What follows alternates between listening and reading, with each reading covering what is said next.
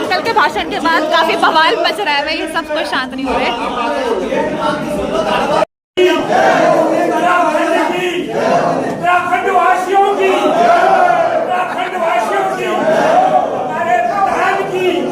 कांग्रेस जिसके नेतृत्व में इस देश के अंदर आए दिन रोज नए नए घोटाले हुआ करते थे, कभी टूटी घोटाला, कभी ब्रिज घोटाला, कभी कॉमनवेल्थ खेल घोटाला, कभी आदर्श सोसाइटी घोटाला, कभी कोयला घोटाला, न जाने कितने घोटाले। और गजब बेइज्जती है। और जनता का यह मन बन गया था कि राजनीति करना और सरकार चुनना और सरकार में जाकर किसी जनप्रतिनिधि का बैठना, उसका प्रतिनिधित्व करना सिर्फ भ्रष्टाचार को बढ़ावा देना मात्र है। और जनता का मन बहुत परेशान था और उन्होंने परिवर्तन का मन बनाया। और आप जो 2014 से पहले कांग्रेस के कारनामे थे, उसकी वजह से पूरे विश्व में भारत का मान सम्मान गिरा। समझ रहे हो? समझ रहे हो आप? समझ रहे हो? पूरे विश्व में भारत की छवि एक भ्रष्ट राष्ट्र के रूप में बनने लगी और पूरी दुनिया यह मानने लगी कि भारत एक पूरी तरह भ्रष्ट राष्ट्र है। यह वह कांग्रेस थी जिसके नेतृत्व में कश्मीर में धारा 370 लगाई गई। जब संविधान बनाया गया तो कश्मीर को भारत से अलग करने का षड्यंत्र इस कांग्रेस के द्वारा रचा गया और धारा 370 को कश्मीर में लगा दिया। धारा 370 कहीं ना कहीं कश्मीर को भारत से अलग करने का प्रयास करती थी और धारा 370 के अंतर्गत वहां के मुख्यमंत्री को सदर रियासत कहा जाता था, जो कि प्रधानमंत्री के बराबर पद होता है। तो यह भारतीय जनता पार्टी ने इसका विरोध किया और कांग्रेस सदर रियासत जो कहा जाता था उसका हम लोग कहते थे कि एक देश में दो प्रधान कैसे हो सकते हैं, एक देश में दो निशान कैसे हो सकते हैं, अर्थात भारत का झंडा अलग और कश्मीर का झंडा अलग। तो इन सब बातों को लेकर हम लोगों ने संघर्ष भी किया था और कांग्रेस की गलत नीतियों की वजह से कश्मीर में धारा 370 लगाई गई, जिसका परिणाम यह हुआ कि कश्मीर में अलगाववाद फैला, आतंकवाद फैला और देश भर में वह आतंकवाद फैला और आतंकवादी घटनाएं हुई। लगातार बम विस्फोट की घटनाएं आम हो गई थी। का मन बनाया और गुजरात के मुख्यमंत्री श्री नरेंद्र मोदी जी के नेतृत्व में 2014 में हम लोगों ने चुनाव लड़ा और देश के अंदर अपनी सरकार बनाई।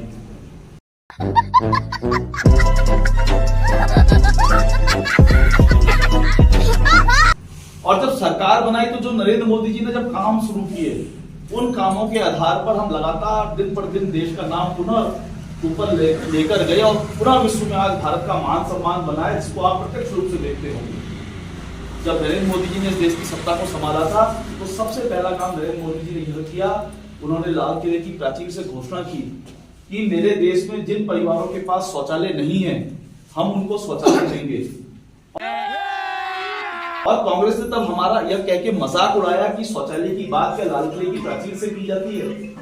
लेकिन नरेंद्र मोदी जी ने संकल्प लिया था, हमारे ऐसे परिवार जिनके पास शौचालय नहीं है, हम उनको बनाकर रहेंगे। और 10 सालों के अंदर मुझे बहुत गर्व है कि लगभग 13 करोड़ से अधिक शौचालय हमारी सरकार ने जनता के बनाए हैं।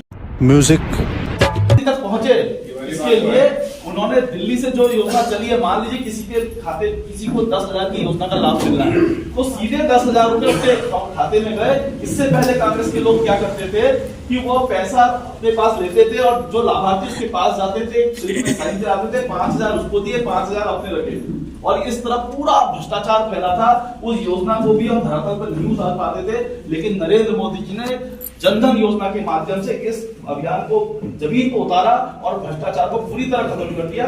और लाभार्थी जो था वो गरीब व्यक्ति था, समाज का अंतिम छोर पर रहने वाला व्यक्ति, जिसपे कभी विकास की किरण नहीं पड़ी, उसका पूर्ण लाभ पहुंचा। ये सरकार की दूसरी सबसे बड़ी उपलब्धि है। बार बोल रहे हैं, पढ़ने निकले वाले छात्रों को राजनीति से दूर रहना चाहिए। पढ़ाई लिखाई में ध्यान लगाओ, IAS बनो और देश को संभालो। हमारी तीसरी सबसे बड़ी उपलब्धि है, आप लोग यहाँ बैठे हैं, हम में से कितने लोग ऐसे होते हैं कि अचानक परिवार में किसी की दुर्घटना हो जाती है या उसके आस पड़ोस में कोई दुर्घटना हो जाती है। अब तत्काल पैसे का बंदोबस्त नहीं हो पाता है, वो आस पड़ोस से पैसा उधार लेता है और पैसा उधार लेता है, कहीं से अगर पैसा नहीं मिलता तो किसी से पैसा ब्याज पे ले लेता है और उस व्यक्ति का इलाज कराता है।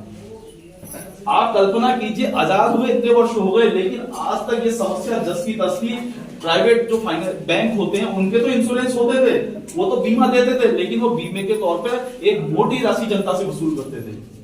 लेकिन नरेंद्र मोदी जी ने जनता की इस दिक्कत को समझा और अटल आयुष्मान योजना के माध्यम से प्रत्येक व्यक्ति का आयुष्मान कार्ड बनाया गया, वो भी और उनका ट्रीटमेंट दिखाया। जब उनकी जांच हुई तो अधिकतर केस फर्जी पाए गए, तो इसलिए सरकार सख्ती भी करेगी। भाई सख्ती करनी पड़ेगी ना कि सरकार का पैसा है, जनता का पैसा है, वो निःशुल्क आपको मिल रहा है, कहीं कोई उसके साथ फॉर्जरी तो नहीं कर रहा है, कोई 420 तो नहीं कर रहा है, ये भी चेक करना पड़ेगा। उत्तर प्रदेश के बिजनौर में मामले आए थे, तो उसमें योगी सरकार ने बहुत सख्ती से वो अस्पताल को भी सीज किया है और वो भी कहते हैं जनता की योजना है। तो तमाम योजनाएं हमारी ऐसी चल रही, जैसे पीएम विश्वकर्मा योजना है। हम लोग यहाँ सब सक्षम लोग बैठे हैं, ऐसे लोग भी हैं समाज में जिनके जो राजमिस्त्री का काम करते हैं, कोई बढ़ई होता है, कोई मोची का काम करता है, उनके लिए पीएम विश्वकर्मा योजना को हमारी मोदी जी ने लॉन्च किया है।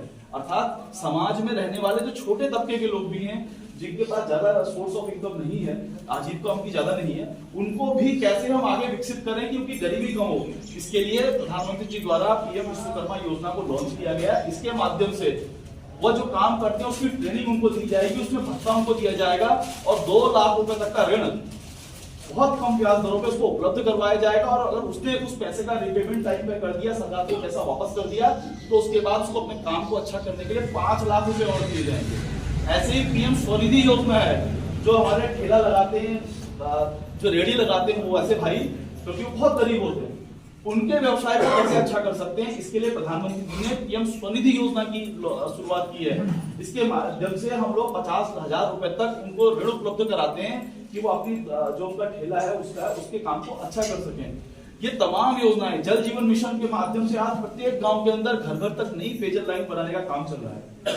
आपके गांव में भी हो रहा होगा, दूसरे गांव में भी हो रहा होगा, तीसरे गांव में भी हो रहा होगा। और सरकार ने ये तक कहा है कि वो योजना कितनी भी कॉस्ट की क्यों ना हो, उसका आंकड़न कितना भी क्यों ना हो, 1 करोड़, 2 करोड़, 10 करोड़, 15 करोड़ हम लेंगे, लेकिन हमारी योजना ऐसी बननी चाहिए कि अगले 20 वर्षों तक उस क्षेत्र में बसने वाली आबादी का एक खाका तैयार करें और अगले 20 वर्ष का उसमें प्लान करें। तो जल जीवन मिशन के माध्यम से हम लोग प्रत्येक घर को पीने का शुद्ध पेयजल उपलब्ध करा रहे हैं। ऐसी तमाम योजनाएं हमारी मोदी सरकार की चल रही यही, और इसके साथ ही इसका टेंडर अभी चल रहा है।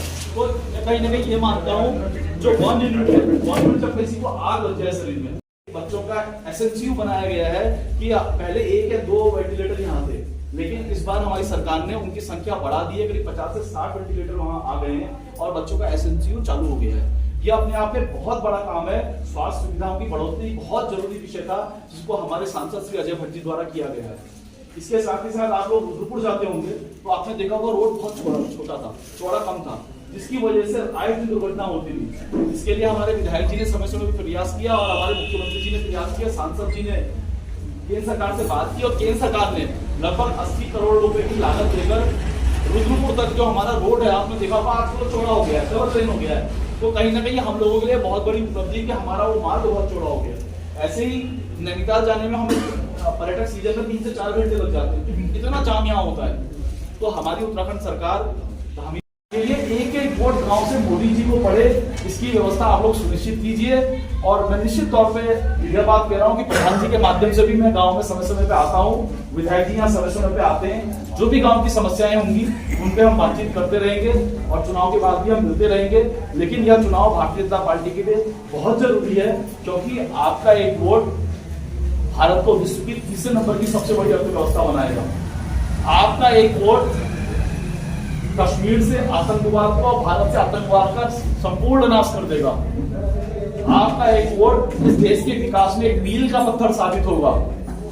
आपका एक वोट पाकिस्तान और चीन की जो सीमाओं पर गतिविधियां चलती हैं, नापाक गतिविधियां चलती हैं, उनको जवाब देगा। आप लोगों ने देखा होगा कि किस तरह इन 10 सालों में हमने चीन और पाकिस्तान को मुंह तोड़ जवाब दिया है। मुझे उन सब बातों में अभी आपको बताने का इसलिए कोई लाभ नहीं है, क्योंकि आप मुझसे ज्यादा जानते हैं। तो आप सब लोग यहाँ पहुंचे, आपसे अगले विधायक और अगले मुख्यमंत्री जो बच्चे शिविर से रखे गए थे उन्होंने कोविड में भी काम करवा लिया और उसके बाद जो दफ्तर में थे उनसे भी काम करा लिया। और उनको तो नौकरी में पैसा मिलता है सब कुछ। जैसे मैं अपनी फौज पर गर्व करता हूँ, करीबन 10-15 फौजियों ने मुझसे कह दिया हमको तो यार पैसे मिल जाते, 3-4 गुण बच्चे तुम्हारे गए 4-4 बाबू के बराबर एक बाबू काम कर रहा है, कोविड में भी उनसे काम करा लिया और सारी चीजें करा दी। उसके बाद उनको टैंक फीस करा दिया, उन्हें अपने रख दिए सब डिग्री जो गए कांग्रेस की जितनी बातें बता रहे हो आप, और ज्यादा बात तो यहाँ पर करनी है नहीं, अब भाषण दे के करता तो अभी वाली बात होती। लेकिन बस ये बात है, उनके लिए सोचिए महाराज, उन कर्मचारी के साथ अन्याय है, उन बच्चों के साथ अन्याय है। बीए कार्यालय से छटे हुए हैं जो सिविल से लगे, पहले तो ये लगा ही नहीं रहे थे, बाद में इन्होंने अपना अपना कर दिया। एक दिन हरि राव जी कर रहे थे तो दूसरे दिन हरि सिंह राव ने वो गिरा दी, सरकार गिरा दी। और उसको कौन देख रहा है? उसको दिखेगा उन बच्चों के पेट में लात मर गई। यहाँ पर आपको मैं बता रहा हूँ, जो भी अगर व्यक्ति है वो उसको व्यक्ति को समझना चाहिए, उन बच्चों के लिए उनका भविष्य अधर्म पड़ गया।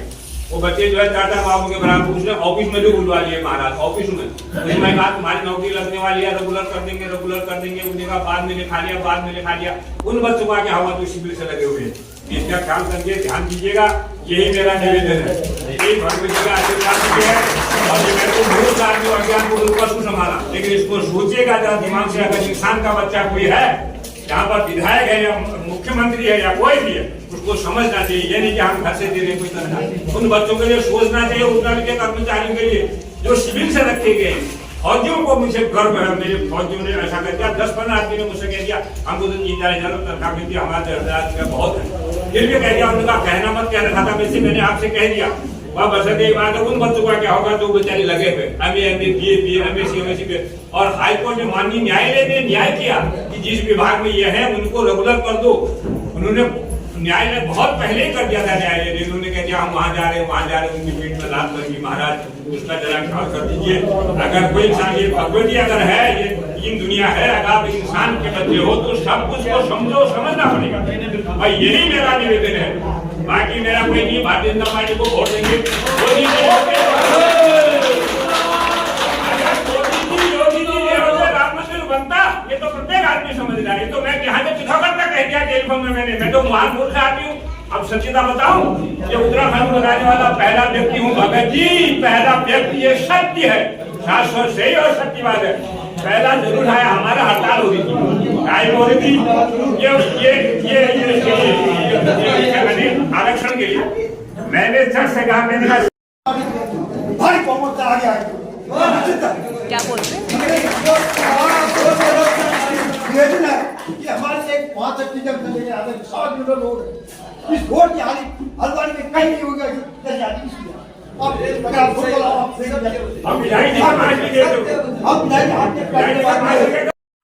तो गाइस यहाँ पे अंकल के भाषण के बाद काफी बवाल मच रहा है, ये सब कोई शांत नहीं हो रहे। चलो हमारी बच्चनगर वाली रोड बात ये हुई कि इसमें पाइपलाइन खुद रही थी, जिस वजह से रोड को रोक दिया गया। अगर ये उस समय रोड बन जाती, पाइपलाइन खुद थी, फिर दोबारा रोड कैसे बनती?